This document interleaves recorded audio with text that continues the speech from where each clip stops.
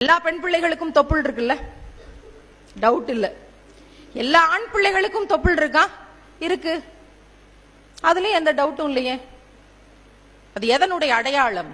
அம்மா வயிற்றுக்குள்ள நம்ம குழந்தையா முதல் மாசம் உருவாகும் போதே அவளுடைய கருப்பைக்கும் நம்மளோட வயிற்றுக்கும் ஒரு சின்ன டியூப் கனெக்ட் ஆயிரும். அவ இட்லி, தோசை, பொங்கல், பிரியாணின்னு என்ன சாப்பிட்டாலும் அது அப்படியே கிரைண்டர்ல உள்ள அரைச்சு அந்த டியூப் வழியே அப்படியே நம்ம வயிற்றுக்குள்ள போயிரும். அப்படிதானே? நான் கரெக்டா தானே சொல்றேன்? இல்ல, அது கரெக்ட் இல்ல. அவ என்ன சாப்பிட்டாலும் அது ரத்தமா கன்வெர்ட் ஆகி அந்த ரத்தம் மட்டும்தான் அந்த டியூப் வழியா கனெக்ட் ஆகி நம்ம வயிற்றுக்குள்ள போயிட்டே இருக்கும். நம்ம வாய்க்குள்ள 10 மாசமும் ஒரு துளியும் போகாது, ரத்தம் மட்டும்தான் டியூப் வழியா போய்கிட்டே இருக்கும். சைக்கிள் டயர்ல காத்தடிக்கும் போது அந்த டியூப் வழியா எப்படி காத்து மட்டும் போகுமோ அப்படி இந்த டியூப் வழியா பிளட் மட்டும்தான் 300 நாள் 10 மாசமும் போய்கிட்டே இருக்கும். 10 மாசம் கழிச்சு பிறந்து வெளியே வந்துருவோம். தொப்புள் கொடியை வெட்டிடுவாங்க. குழந்தை வயிற்றை சுத்தி, உங்க வயிற்றை சுத்தி ஒரு துணியை சுத்தி வச்சிருப்பாங்க. ஒரு வாரம் 10 நாள்ல அது உதிர்ந்துரும். அந்த அடையாளம் தான் தொப்புள். ஆம்பளை பிள்ளைக்கும் பொம்பளை பிள்ளைக்கும். அது என்ன அடையாளம்? இந்த உலகத்திலேயே அதிக முறை ரத்த தானம் செய்தவர்கள் யார்? இந்த சுதந்திர தினம், குடியரசு தினம்லாம் வரும்போது ஒரு பாட்டில் ரத்தம் கொடுத்துட்டு பேஸ்புக்ல, வாட்ஸ்அப் ஸ்டேட்டஸ்ல போட்டுட்டு நான் ரத்தம் கொடுத்தேன் நைட்டு 12:45 எடுத்து பார்த்து எத்தனை லைக்? 24 பேர் போட்டிருக்கிறான். இது ஒரு நாடா? தனக்கான அங்கீகாரத்தை தேடிக்கொண்டிருக்கிற சமூக சேவகர்களுக்கு மத்தியில் உலகத்திலே யாருப்பா அதிக முறை ரத்த தானம் செய்தவர்கள்னு எங்காவது யாராவது கேட்டால், என்னுடைய அம்மா அவளுடைய கருப்பையில் என்னை 300 நாட்கள் வைத்திருந்து நொடி நொடியாக ரத்தத்தை கொடுத்தாள்ல, அவதான் உலகத்திலேயே அதிக முறை ரத்த தானம் செய்தவள்.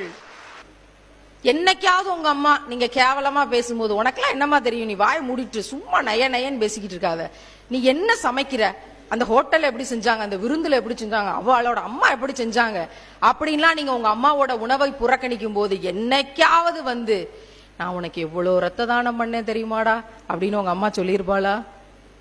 இத பத்தி பேசியிருப்பாங்களா? கடந்து போயிருப்பா. அவளுக்கே தெரியாது நிறைய பேருக்கு. ஜஸ்ட் லைக் தட் அம்மாவை புறக்கணிக்கிறது. அவெல்லாம் யார்? சும்மா இப்ப ஒரு எதிரி யார் அப்படின்னு கேட்டா கண்ணு முன்னாடி அம்மா வந்து நிப்பா.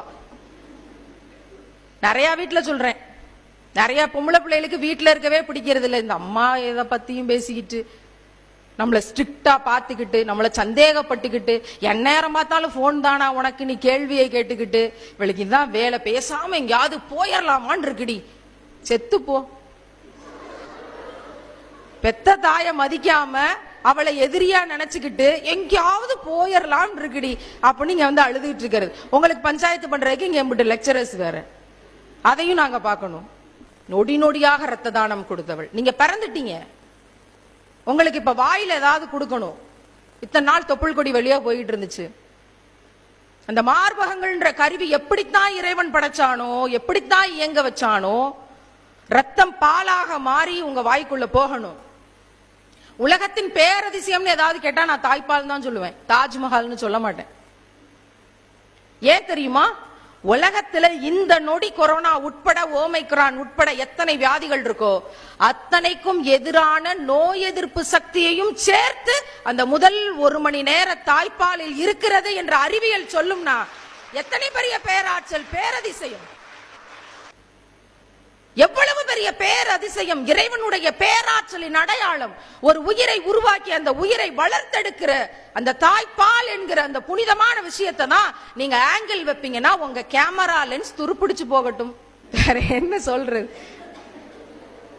பாவம், இங்க ஒரு கேமராமேன் வேற நிக்கிறது.